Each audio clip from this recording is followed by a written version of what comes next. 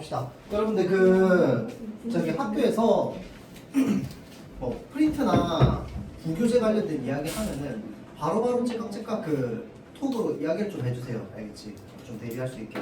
아마 한 기말쯤 되면 학교 교과서 하는 것보다 그냥 외부가 훨씬 많을 거야.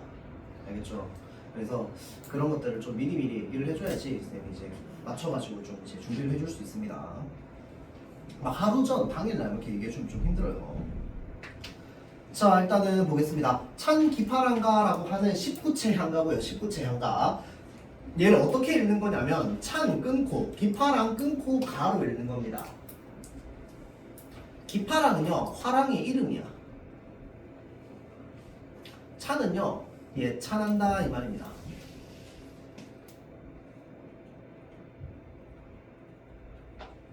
가는 노래겠다, 그렇죠? 자, 그래서 기파랑의 정신을 예찬하는 노래다라고 해서 찬 기파랑가 이렇게 부릅니다. 자, 충담사라고 하는 사람이 지었고요. 이 사람은 승려입니다. 승려. 이 사람이 개인적으로 기파랑을 아는 사이인 건 아니고요. 기파랑의 이야기를 예전부터 들어왔던 거야. 이 기파랑의 이야기를 들으면서 기파랑은 아마 그때 당시에 이제 많은 사람들에게 회자되던 이름이었을 것입니다. 아마 훌륭한 사람이라고. 자, 그래서 화랑이라고 하는 집단이 어떤 집단입니까? 일단 첫 번째 소위 말해 신라의 엘리트 집단이죠. 엘리트 집단. 공부 잘하고 이제 좀 운동 잘하고 우리 요즘 말로 하면 공부 잘하고 운동 잘하는 사람입니다. 그래서 화랑에서 이제 국가에서 화랑을 교육시키고 그 다음에 뭐도 하게 합니까? 무예나 이런 걸 배워가지고 전쟁에 나서게끔 하죠. 자, 그래서 이 기파랑이 가지고 있었던 정신이 너무 배울 점이 많아서 그 기파랑이 가지고 있는 정신을 예찬한다라고 이제 찬양하는 겁니다. 찬양, 알겠죠? 자, 지금 보자면 내용을 요거는 여기 밑에 있는 현대어 풀이를 좀 볼게요. 여러분들 학교 실제 시험에 나올 때는요 얘만 나올 가능성이 높습니다. 알겠죠? 이 위에 있는 것만 나올 가능성이 높은데 일단은 여기에 있는 내용을 먼저 좀 알아야 돼서 현대어 풀이를 먼저 볼 거고요. 자, 내용부터 보면 1년에 흐느끼며 바라보매 라고 되어 있지.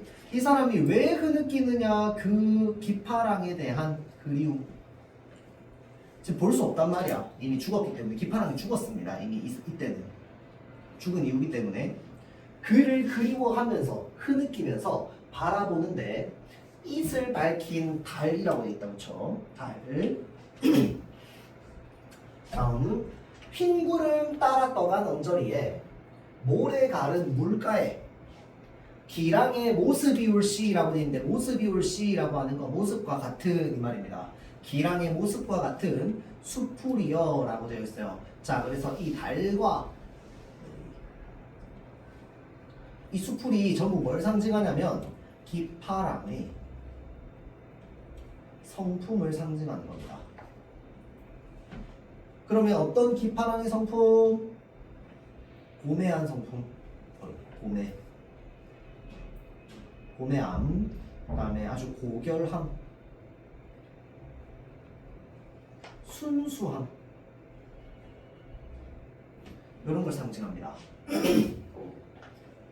자, 그럼 이걸 보면서 달, 숲을 나오니까 화자가 지금 하고 있는 게 달과 숲을 보고 있다 라고 하면 틀린 말입니다.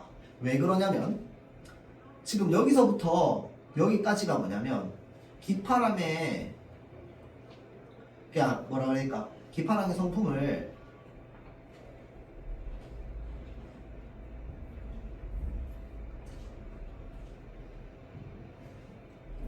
이미지화한 겁니다. 그러니까 이게 지금 화자의 머릿속이야. 머릿속. 화자가 머릿속으로 뭘 하고 있냐면 기파랑이라는 사람이 너무 대단하니까 기파랑을 한번 생각해봤어. 기파랑을 생각해봤더니 기파랑의 모습이 어떤 모습이냐 라고 할 때 비유적으로 이슬 밝힌 달 같은 모습이라고, 또 모래가 아주 맑은 물가에 있는 숲을 같다는 거야. 모래가 맑은 물가에 수풀이 하나 이렇게 쫙 자라있는 그 수풀 같다는 겁니다. 그의 정신이. 그래서 순수하고 깨끗하고 고결하고 고매한 이런 정신을 얘기하는 거야. 자, 그래서 여기까지가 뭐냐면 기입니다. 기. 아까 기서결의 3단 구성이라고 했죠. 자, 그래서 여기서부터 보면 이론의 자갈벌에서 이 자갈벌이 바로 뭐냐면 화자의 위치입니다.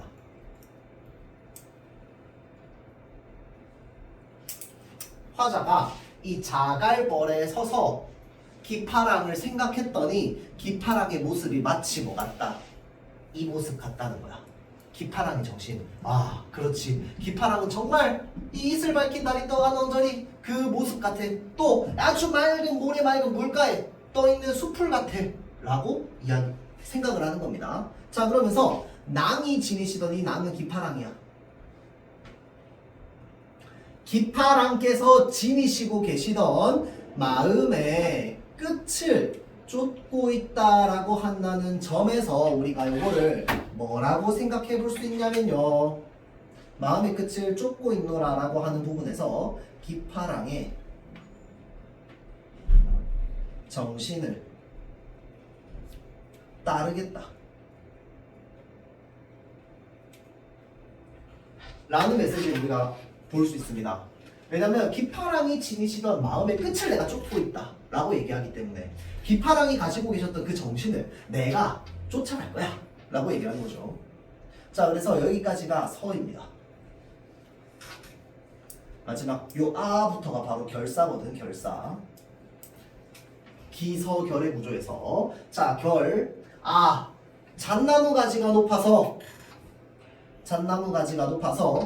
눈이라도 덮지 못할 고깔이여 라고 되어 있습니다. 자, 잣나무 가지가 높다는 거, 그 다음에 그것이 고깔이라고 얘기하는 부분, 이런 것들도 마찬가지로 기파랑의 정신인데 어떤 정신이냐면 기파랑의 절개, 높은 절개.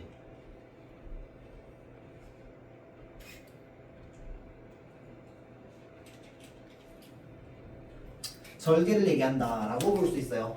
자, 다음 요게 이제 결사의 첫 어절 감탄사입니다. 자, 그래서 여기 이 아아가 나오는 또 아으 이런 감탄사가 나온 그 이후부터 뭐가 이제 만들어지냐면요. 일단 첫 번째 이 이후에 이후에 시상이 전환되고요.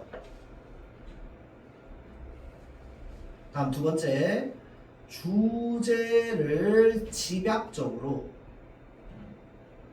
제시합니다.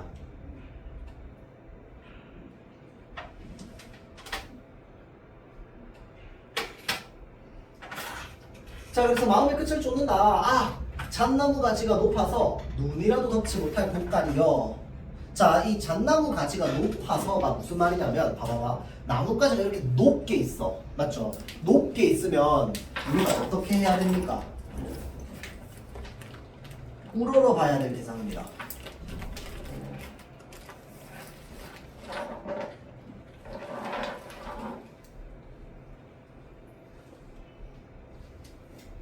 자, 눈에 덮여 있어도 보입니다. 왜? 눈이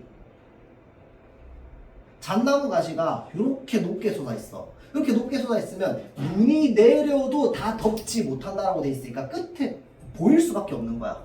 맞죠? 그러니까 이 사람의 절개가 아주 뾰족하게 위로 솟아 있기 때문에 아무리 눈이 덮는다 하더라도 얘는 보일 수밖에 없어. 또 이렇게 높이 솟아 있어서 눈이 아무리 덮는다 하더라도 꺾이지 않습니다. 위로 우뚝 솟아 있기 때문에 꺾이지 않습니다.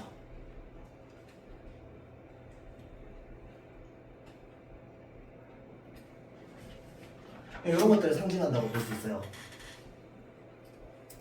그래서 그걸 여기서 뭐라고 얘기하냐면 아무도 덮지 못할 고깔이라고 얘기한다고. 알겠죠? 자, 그러면 이 눈이라고 하는 건 잣나무 가지를 덮게 만드는 거잖아. 그치? 그럼 부정적인 대상이야? 긍정적인 대상이야? 부정적인 대상이거든. 자, 그래서 이런 것들이 이제 뭐 시련, 뭐 이런 것들이죠. 어려움, 고난.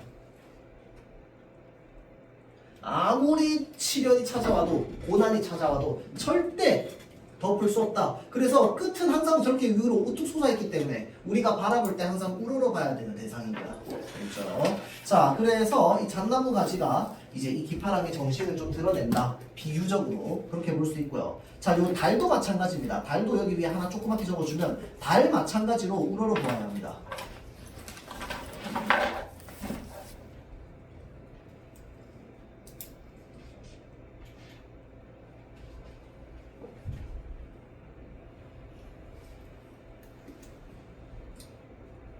자, 그리고 미안한데 요 꺾이지 않음에다가 옆에 괄호해가지고 변하지 않음도 적어주세요.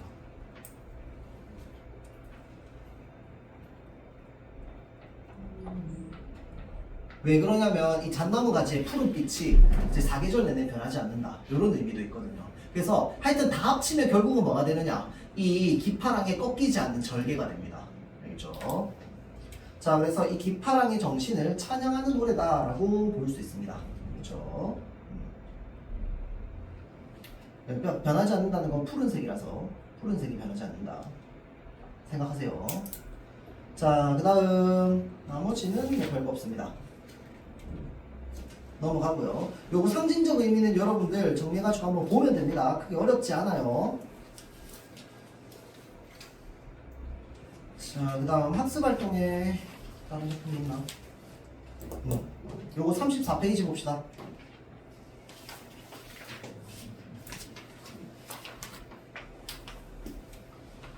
자, 보세요. 3호곡입니다. 3호곡. 오씨.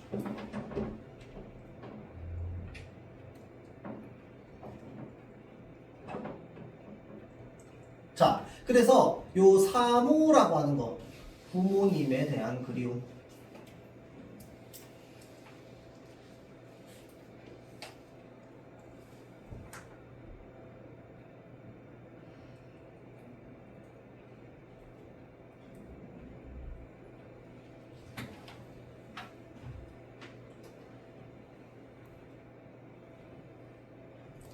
자, 보세요. 근데 이제 부모님 중에서도 아버님도 참 고마우시지만 누가 참 고맙다? 어머니가 고맙다 라고 하는 내용이거든요. 자, 그래서 살펴보면 아이 참 크네.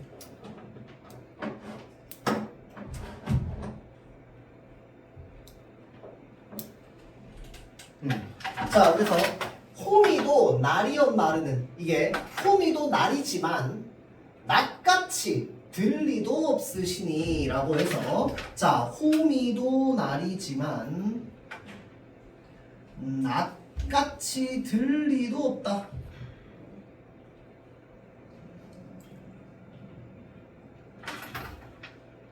자, 그래서 여기에서 말하고자 하는 중요한 대상은 바로 낫입니다. 낫. 그러니까 호미도 분명히 날이야. 그러니까 호미도 분명히 쇠 부분이 있잖아, 그쵸? 쇠 부분이 있는데 호미는 조그맣거든요. 근데 낫은 되게 크단 말이야. 그래서 낫은 보통 이제 풀 같은 거, 이렇게 잡초 같은 거 있으면 잡초를 이렇게 베어버릴 때 쓰는 거란 말이야. 호미는 뭐냐면 이렇게 땅 팔 때 쓰는 거야. 조그맣게 해가지고 구멍 팔 때. 자, 그래서 호미도 날이 있지만 낫같이 들리도 없습니다. 낫은 훨씬 더 날도 날카롭고 힘도 세고 이렇거든. 자, 그래서 낫같이 들리도 없습니다. 아버님도 아버님이시지만은 어버이시지만은 어머님같이 괴실 리 없어라. 괴다가 무슨 말인데?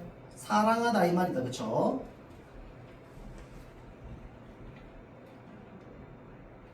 자, 그래서 괴실이라고 하면 뭐야? 사랑하실 이 이렇게 됩니다. 호미도 날이지만 낫같이 들리도 없습니다. 아버지도 어버이시지만은 어머님같이 사랑해 주실 사람이 없으실 것입니다. 자, 그 다음 마지막 아소니마, 어머님같이 사랑해 주실 님이 없을 것입니다 라고 해서, 자, 요거는요 여러분들 고려가요입니다. 고려가요 조금 이따 할 건데 여러분들 청산별국 했으니까 고려가요 특징은 어느 정도 기억난다, 그쵸? 자, 그래서 호미도 날이지만은 낫같이 들리도 없습니다. 삼음보의 구성이 있다, 그쵸? 자, 그 다음에 요 마지막에 부분, 마지막에 요런 식으로 감탄사가 좀 쓰여있어요. 그러니까 지금 이 학습활동에서 말하고자 하는 게 뭐냐면 우리 19체 양가에서 비서결의 구조에서 마지막 결사의 첫 어절이 감탄사로 이루어져 있는 거. 아으. 이게 신라시대 때 만들어진 건데 신라시대 거쳐서 고려시대에도 이런 흔적이 있었고요. 어디에도 있었다? 조선시대에 쓰는 시조에도 그런 것이 있었다. 그거를 얘기하고 싶은 겁니다. 알겠죠? 자, 그래서 결국은 향가, 고려가요, 시조, 우리 한국 문학이 어떻게 되고 있다?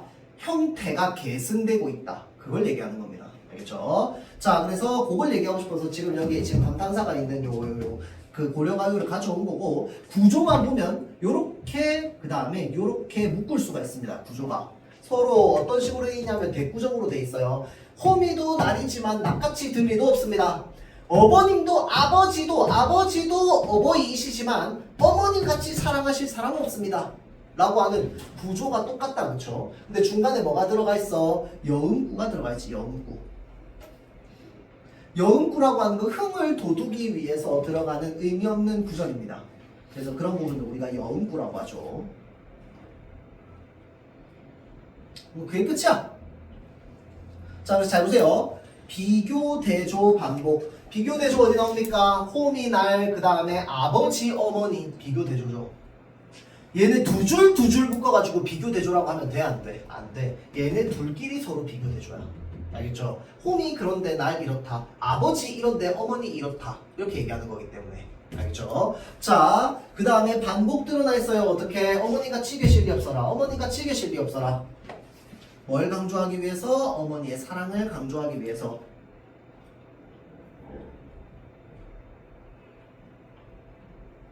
자, 다음 밑으로 넘어갈게요. 다음은 시조입니다. 시조. 자, 시조는요, 우리나라 이제 유교가 중국으로부터 들어오기 시작하면서 이 유교 정신의 실현을 위해서 이제 불렀던 노래가 바로 시조죠. 그런데 이 시조를 우리가 이렇게 배우는 이유는 뭐냐면요, 유교는 분명히 중국에서 왔거든. 그런데 중국에는 시조라고 하는 문학이 없습니다. 그러니까 유교가 우리나라에 들어오면서 뭔가 특이하게 새롭게 생겨난 형태의 문학이 바로 시조입니다. 그래서 이 시조의 근원을 찾을 때 어디로 가는 거야? 고려가요랑 향가로 넘어가는 거야. 시조의 근원이. 자, 그래서 시조도 보면 어떤 식으로 구성되어 있어? 초장, 그 다음에 중장, 그 다음에 종장의 3단 구성으로 되어 있고요. 시조는 몇 음보로 되어 있어? 500년 도읍지를 필마로 돌아드니 4음보로 구성되어 있다. 그쵸? 자, 그래서 4음보로 구성되어 있기 때문에 때문에는 아니고 4음보로 구성되어 있고요. 자, 이 4음보 중에서 종장의 첫 음보는 뭘로 구성되어 있다? 3음절로 구성되어 있다. 그리고 시조 중에서도 특히나 초기 시조 있죠. 초기 시조. 시조가 만들어진 지 얼마 안 됐던 완전 초기 시조. 이 초기 시조는 앞에 첫 음보의 3음절이 감탄사, 어즈버가 감탄사거든. 두어라, 아이야, 뭐 이런 것들 전부 감탄사입니다. 자, 그래서 이런 감탄사를 통해서 드러내고자 하는 것들이 많았습니다. 마지막 종장을. 그러면 마찬가지로 시조 역시 주제는 어디서 형상화되는 거야? 요 마지막 종장에서 형성되는 겁니다.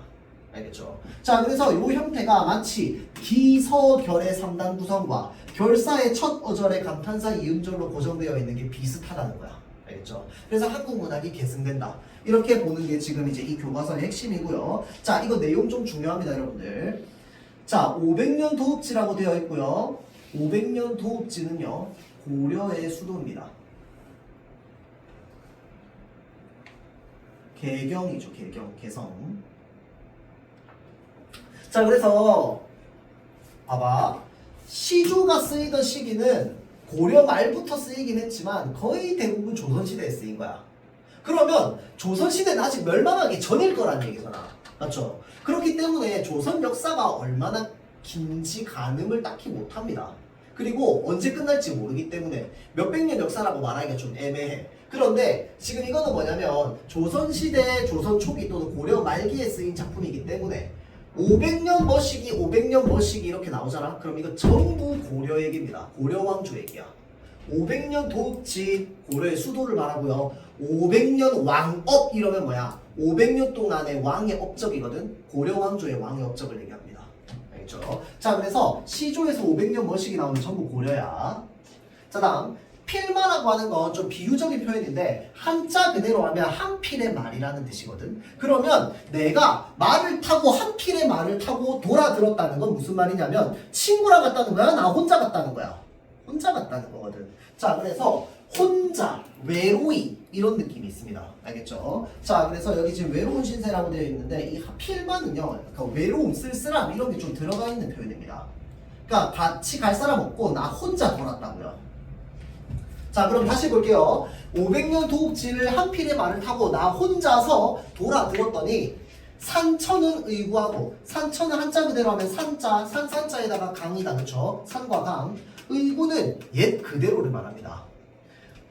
자연은 옛날 그대로 있는데 인걸이라고 하는 건 훌륭한 인재를 뜻하거든요. 훌륭한 인재는 간데 없다는 거야. 자, 그래서 이렇게 끊으면 어떻게 되느냐? 서로 이렇게 대비됩니다. 대비.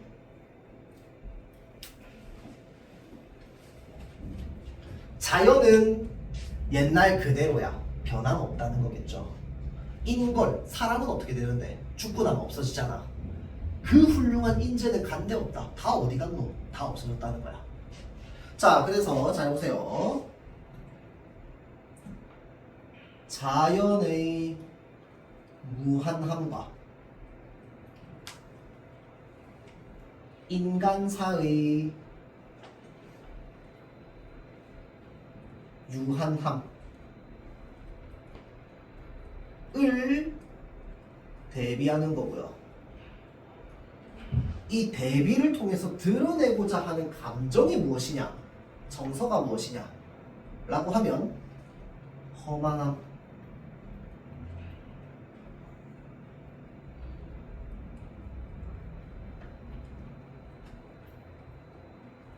무상감. 무상이 뭘까요? 야, 근데 살아봤더니 인생 무상이다. 인생 무상이라는 말 좀 들어보지 않았어요? 인생 무상이다. 야, 인생 무상이야. 어차피 살아봤더니 인생 무상이야. 무상 이런 말 많이 쓰는데, 그러면 이 무상하다는 걸 느끼는 그 감정은 어떤 감정일까? 무상감. 이거 여러분들 저기 시험에 되게 자주 나오는 말이고, 모고나 수능에서도 자주 나오는 말입니다. 무상감이라고 하는 거. 무상이라고 하면 어떤 느낌이냐면요, 여러분들. 상은 항상 상자거든요. 항상 상자. 무는요, 없을 무자야. 그러면 항상 없다, 맨날 없다, 뭐 이런 뜻일까요? 그런 건 아닙니다. 맨날 없다는 뜻이 아니고요. 이 항상 상자가 어떤 의미가 있냐면 영원히라는 말이 있어요. 영원히.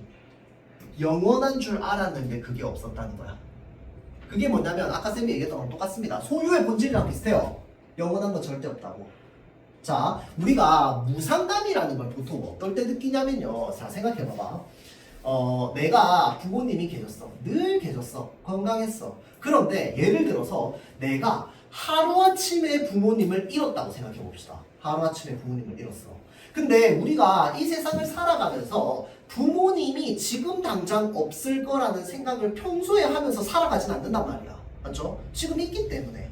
그러면 지금 있다는 이유로 우리는 어떻게 생각하냐면 앞으로도 계속 있을 거라고 생각하거든요.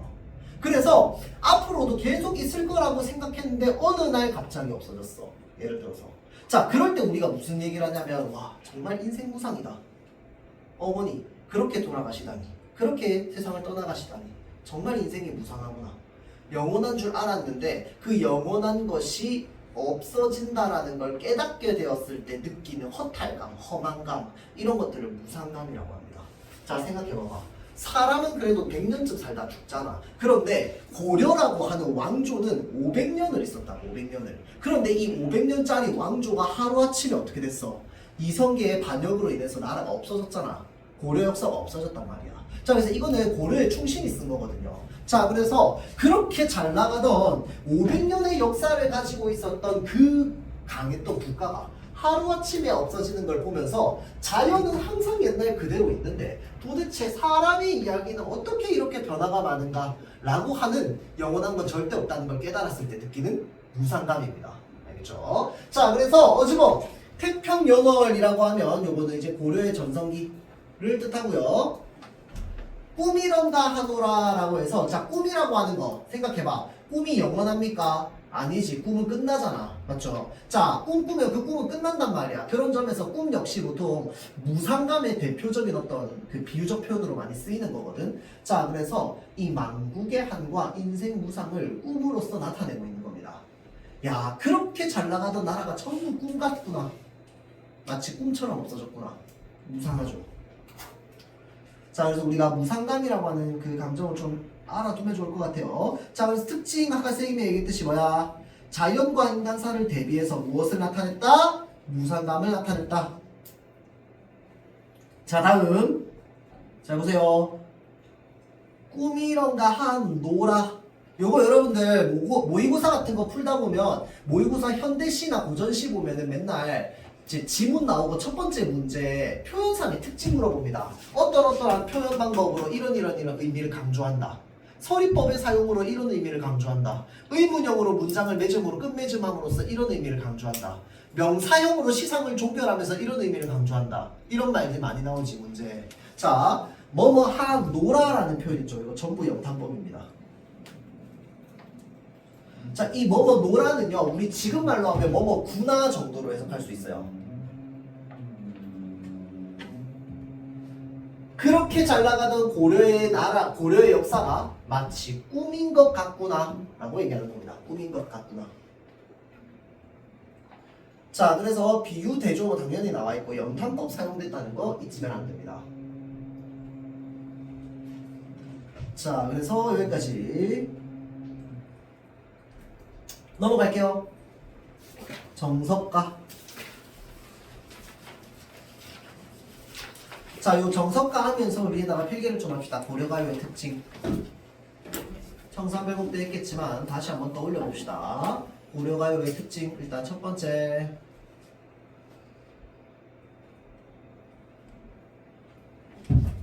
민중의 문학이었습니다.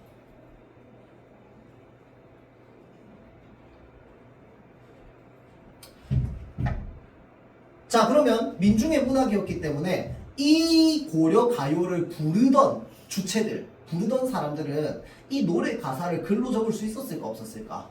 없었습니다. 우리말의 표현에 글자가 없던 당시이기 때문에 한자로 표현을 적을 수밖에 없는데 그때 당시에 한자를 쓸 수 있는 사람은 이제 이 지식인들밖에 없었단 말이야. 자, 그래서 민중의 문학이기 때문에 당연히 전해질 때 어떻게 전해져요? 구전되어서 전해집니다.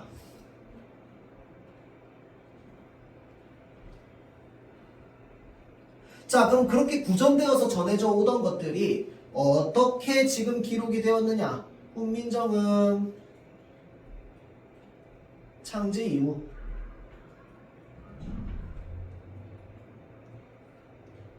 기록된 거죠.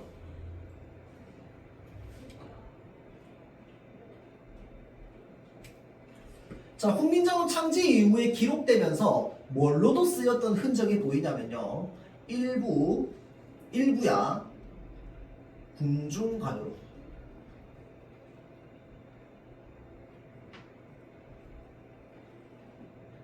사용되었다라는 걸 알 수 있습니다. 일부 궁중가요로 사용되었다.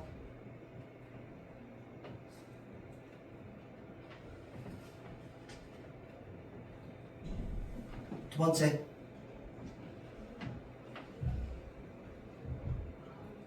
삼음보의 율격을 가지고 있죠. 자, 그래서 그 작년에 왜 김소월의 시 했을 때 이 삼음보의 율격은 어떤 느낌을 준다고 했어요? 노래 같은 느낌을 준다고 했습니다. 민요적인 특성을 가지고 있어요. 마치 노래 같아. 우리가 알고 있는 민요 떠올려보면 아리랑처럼 아리랑 아라리요, 아리랑 고개로 넘어간다, 이런 것들이 이제 민요다. 그쵸? 자, 삼음보의 율격을 가지고 있고요. 노래 같은 특성이 있습니다. 자, 다음 세 번째, 후렴구의 사용.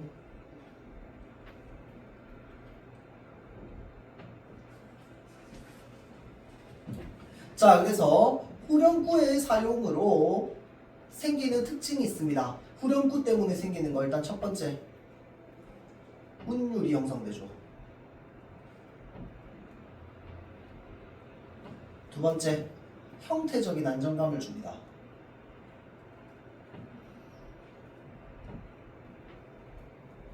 세 번째, 면을 구분합니다. 이게 후렴구의 역할입니다.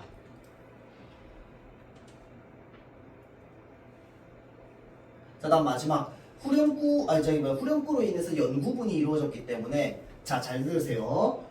고려시대, 그러니까 고려가요 이후부터 분연체가 등장합니다. 분연체라고 하는 건 연이 구분되어 있다는 거야. 연이 구분되어 있는 형태가 여기에서 처음 나오는 거야. 고려가요 때. 그러면 고려가요 이전에는 연구분이 없었냐? 없다고 해야 돼요. 그래서 아까 쌤이 뭐라고 했어? 향가의 기서결의 구조는 형식상으로 나눈 게 아니고 내용상으로 나눈 거라고 했습니다. 형식으로 나눈 게 아니야. 형식으로 나눠진 건 연이 구분되는 게 고려가요부터입니다. 향가 이후의 고려가요이기 때문에. 알겠죠? 자, 그래서 고려가요의 특징이 바로 이 분연체적인 특징입니다. 연이 구분되어 있는 거. 자, 잘 보세요. 정석가.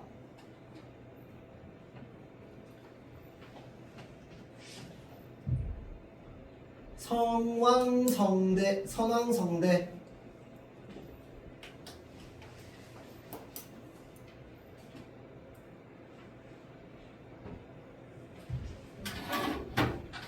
자, 선왕은요, 옛 왕을 뜻합니다.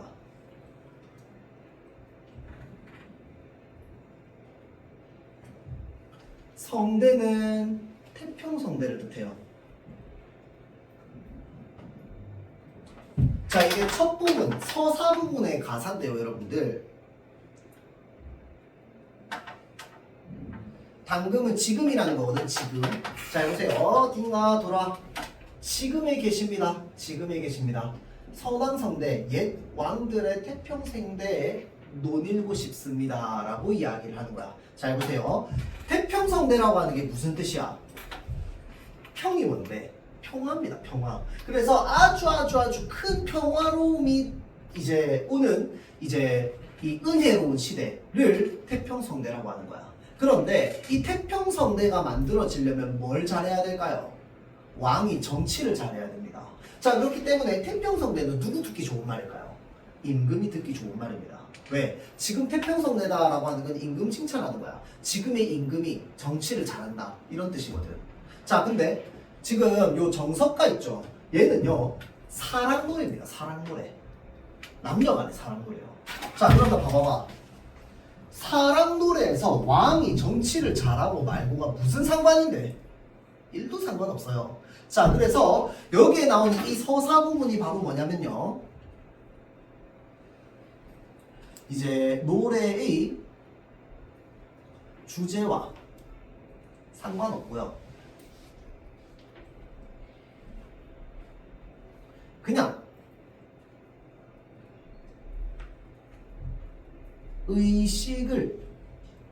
어떤 의식을 거행하면서 부르는 역할을 합니다. 그러니까 조금 뒤에 본론 나올 거니까 본론 나오기 전에 약간 흥을 돋우는 정도라고 생각하면 돼요. 근데 흥 돋을 때 누구 기분 좋은 말을 쓴다고? 임금이 듣기 좋은 말을 쓴다고. 그래서 이 구절들을 보면서 우리는 뭐라고 할 수 있을까? 무엇의 흔적이라고 할 수 있을까? 궁중가요의 흔적이다 라고 할 수 있습니다.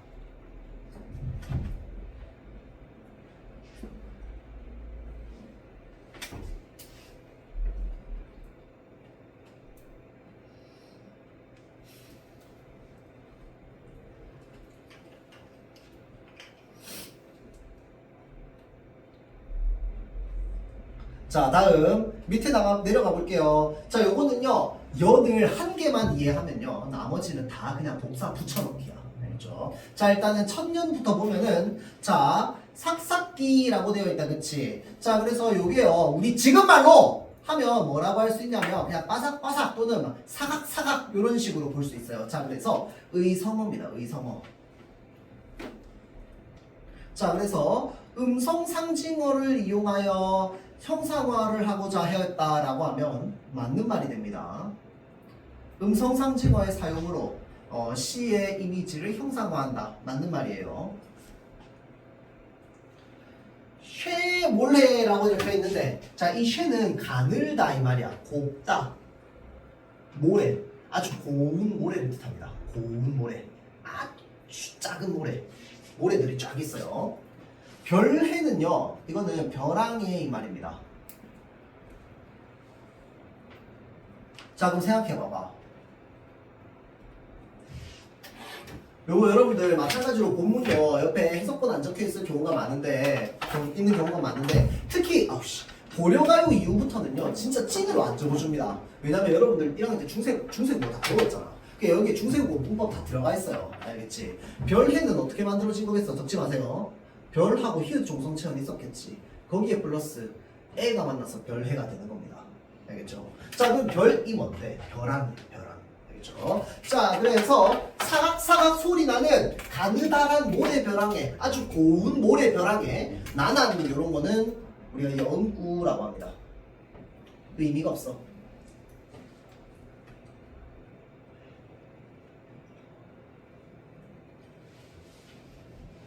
자, 근데 여기 밑에 지금 좋은 구라고 적혀있기 때문에 좋은 구도 적어줍시다. 이게 굉장히 애매하지만 여기 좀 빠져있는 학교 선생님도 있거든. 사실은 후렴구, 연구, 좋은 구를 아주 세밀하게 나누면 나눌 수 있어. 이때는 좋은 구, 이때는 연구. 근데 연구가 훨씬 더 좀 큰 범위라서 이제 연구라고 생각하면 되는데 학교에서 좋은 구라고 하면 그냥 좋은 구라고 하면 돼. 그 두 개를 구분하라는 건 여러분들한테 딱히 물어보진 않을 겁니다. 하여튼 자, 사각사각 고운 모래벼랑에 반복이다, 그쵸? 구운 밤, 말 그대로 군밤 5대를 심습니다. 그 밤이 움이 돋아서 싹이 나것이야는 나야지만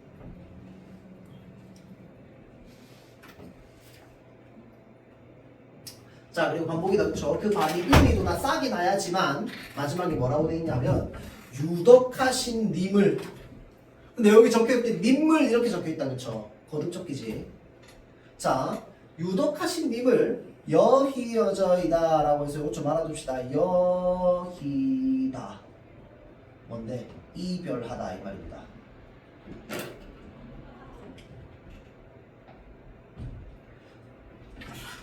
자, 그러면 여기서 말하고자 하는 게 뭔데?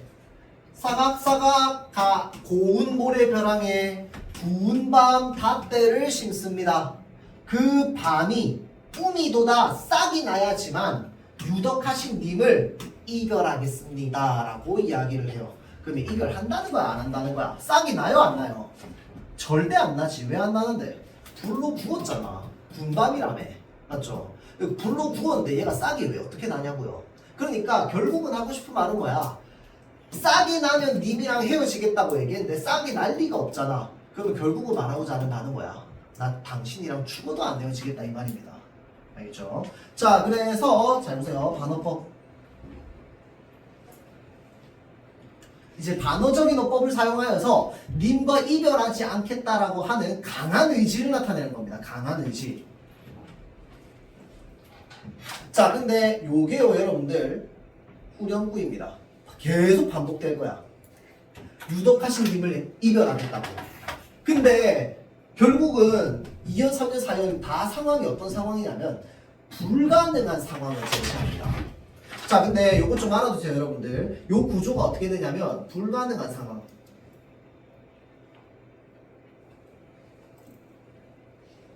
을 제시하고 그 다음에 그것이 이루어지면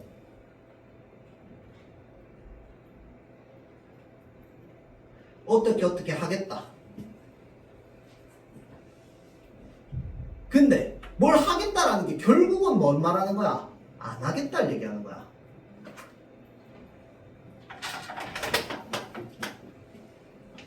나중에 여러분들이 뭐 고려가요든 아니면 고대가요든 뭘 배우다 보면 우리 이 문학의 특징을 좀 알 수 있게 되는데 뭐냐면요, 자꾸 조건을 답니다. 뭘 하면 뭐 하겠다고. 내용 중에 어떤 것도 있냐면요, 신라 향가 중에 사구체 향가인데 이제 내가 소를 끌고 가다가 너무 아름다운 여인을 봐가지고 헉 하면서 손을 놓아버려요. 그러면서 그 여인에게 나를 아니 부끄러워하시면 내가 꽃을 꺾어서 선물로 주겠다 라는 내용이 있어요. 그것도 마찬가지로 뭐야, 뭐뭐 하면 뭐뭐 하겠다는 거 아니야. 그렇죠. 자, 그래서 이런 구조가 생각보다 우리 문학에 되게 많이 나옵니다. 알겠죠? 또 불가능한 상황 제시하는 거 이거 진짜 극단적이잖아. 밤을 불로 구웠는데 어떻게 싸게 나겠어? 싸게 안 나겠지. 근데 여러분들 이거 불가능한 상황 비슷한 거 본 적 있어요? 문학에서 어디 있을까? 청산별곡에도 있습니다. 혹시 청산별곡의 불가능한 상황 기억나요? 본문에 기억나요? 수진아 기억나니? 청산별곡의 마지막쯤에 불가능한 상황 제시되는 거 있었어요. 힌트 동물. 무슨 동물이야? 사슴이 집대에 올라서 해금을 켜기를 듣노라. 야, 이것도 기억 안 나면 어떡하니? 지금 눈빛이 기억 안 나는데 지금 보니까. 나요? 네, 알겠어요. 자, 사슴이 집대에 올라서 해금을 켜기를 듣노라라고 하는 구절이 있습니다. 그게 뭐냐면 사슴이 장대 위에 올라가가지고 해금은 악기거든요. 악기를 연주하는 걸 지나가다가 듣는다는 거야. 그럼 말이 돼요? 안 되잖아. 근데 그걸 보고 밑에 뭐라고 필기가 적혀 있냐면 이제 절박한 상황을 좀 이제 소망하는 거라고 이제 적혀 있거든요. 자, 그러면 그게 왜 절박함을 나타내냐면 그 정도로 이루어지기 힘든 상황이라는 거야. 그러니까 이제 우리 요즘 말로 하면 로또 당첨될 확률이다 이 말이지. 자, 그러니까 이렇게 굉장히 극단적인 불가능한 상황을 제시하는 게 되게 많이 나옵니다. 특히 고려가요에 청산별곡도 그렇고요. 요것도 그렇고요. 서경별곡도 그런 게 있습니다. 알겠죠? 자, 그래서 요런 구조로 계속 만들어질 거야. 글이. 자, 볼게요. 다음은 2연입니다. 자, 정신 차리고. 자, 뭘 만들 거냐면 옥으로 연꽃을 만들 거랍니다. 옥으로 연꽃을 사교이다 라고 하는 건 뭐냐면 색입니다 이 말이야. 그러니까 옥으로 막 파가지고 연꽃을 만들어.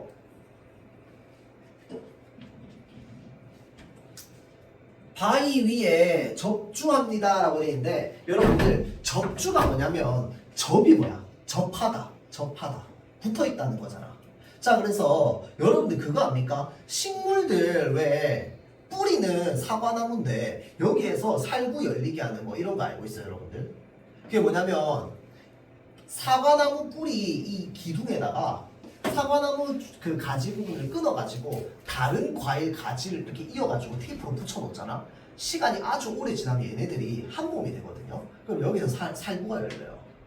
그걸 우리는 뭐라고 하냐면 접목이라고 합니다. 접목. 왜 우리 접목이라는 말 쓰잖아. 뭐 A를 B에 접목해가지고 C를 만들었다. 뭐 이런 말 쓰잖아. 그 접목이라는 말이 뭐냐면 나무를 잘라서 접해서 붙이다라고 해서 접목이라고 해요. 자, 그래서 요거는 뭐냐면 지금 접주한다라고 하는 건 뭐냐면 옥으로 연꽃을 새겨서 바위 위에 딱 붙여놓겠다 이 말이야. 그러면 그 꽃이 삼동은 새 송이, 새 덩거리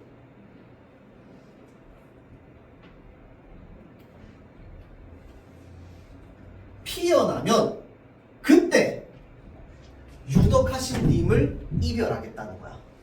옥으로 연꽃을 새겨서 바위 위에 올려놨는데 얘가 꽃이 새송이가 핀다고요? 말이 안 되죠. 불가능한 상황이야. 거의 연금술이야 연금술. 자, 이런 상황이 벌어지면 그때 님이랑 이별하겠다고. 이별 안 하겠다는 이야기지. 마찬가지로 불가능한 상황 제시합니다. 알겠죠? 자, 다음 또 불가능한 상황입니다. 다음 거 볼게요. 무쇠로 천릭을 몰아서 라고 하는 건, 자, 무쇠로 천릭을 만든다. 이 천릭이라고 하는 게 그냥 쇠로 철사 비슷한 걸 만든다는 거야. 철사 비슷한 거. 그러니까 좀 내가 손으로 충분히 성형할 수 있을 만한 어떤 그 뭐든 만드는 거야. 자, 그래서 그 철로 만든 실로 주름을 박아서요. 그 옷이 다 헐면 그때 님이랑 이별하겠다는 거야. 그러니까 철이 잘 허냐고요? 잘 안 헐잖아. 근데 옷은 입다 보면 헐잖아. 근데 이 옷에 있는 이 실을 전부 뭘로 만든다고? 철로 만든다고. 근데 그 철로 만든 옷이 다 헐면 그때 님이랑 헤어지겠다는 거야. 헐 수가 있어 없어? 거의 없겠지. 그렇죠? 자, 그래서 요것도 마찬가지로 뭔데? 불가능한 상황 제시하는 겁니다.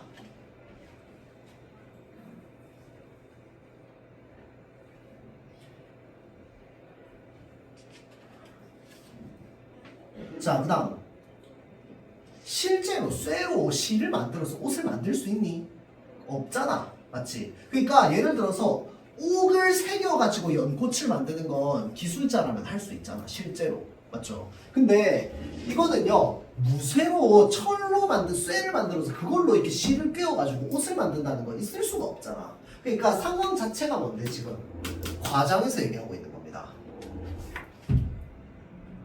자, 그래서 그 철로 만든 실로 이제 옷을 만들어서 헐면은 님이랑 헤어지겠다는 거고요. 자, 그 다음 또 볼게요. 무쇠로 이번엔 한슈라고 하는 게 뭐냐면 큰 소를 말합니다.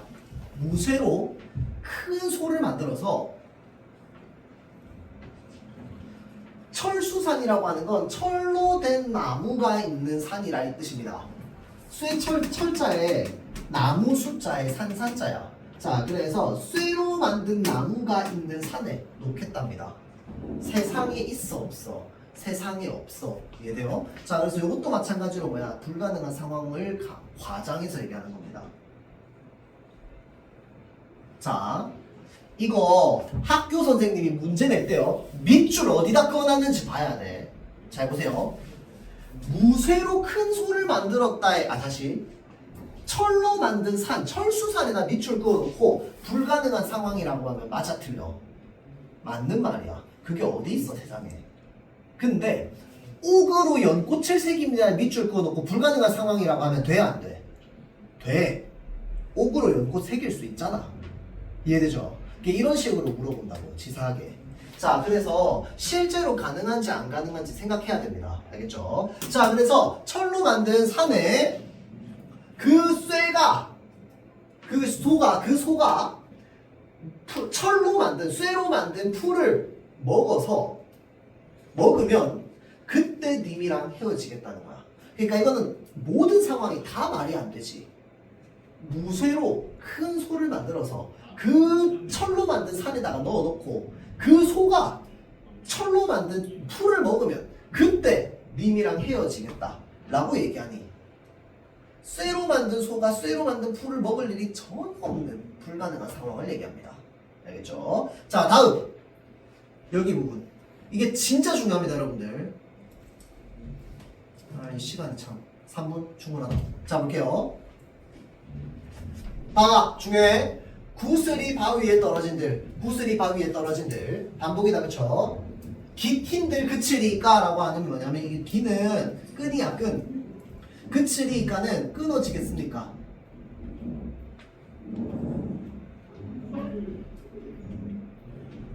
즈문해 천년이죠. 외오공 외로이, 여신들 살아간들. 여다라는 게 살아가다, 살다라는 뜻이거든. 천년을 외로이 살아간들. 신, 믿음이다, 그쵸? 우리 두 사람의 믿음이야. 그치리까 끊어지겠습니까? 무슨 말이냐? 봐봐, 내가 이거 그림 안 그려도 돼요. 구슬을 이렇게 실에다가 끼워놨어요. 끈에다가 끼워놨어. 구슬을 끈에다가 끼워놨어. 얘를요 아주 세게 팡 쳐가지고 바위에다가 세게 친다고 생각해보세요. 자, 그럼 이거 구슬 깨질까 안 깨질까? 깨져요 안 깨져요? 깨지겠지. 구슬을 바위에 팡 세게 치면 깨지겠죠. 그러면 구슬이 깨진다고 해서 이 끈도 끊어질까요? 그렇진 않겠지. 구슬이 끊어지는 거랑 끈이랑은 상관없잖아. 구슬을 팍 내려쳤을 때 이 구슬을 깨우는 목걸이 같은 거를 전체를 다 집어가지고 바위에 쾅 내려치면 구슬은 깨지겠지만 끈은 안 끊어진단 말이야. 자, 그래서 말하고자 하는 게 뭐냐면, 구슬이 바위에 떨어진들 끈이야 끊어지겠습니까? 아니요, 안 끊어져요. 즈문의 천년을 외로이 살아간들 믿음이야 끊어지겠습니까? 안 끊어져요. 자, 그럼 이 믿음이 바로 뭔데? 이 두 사람의 사랑입니다.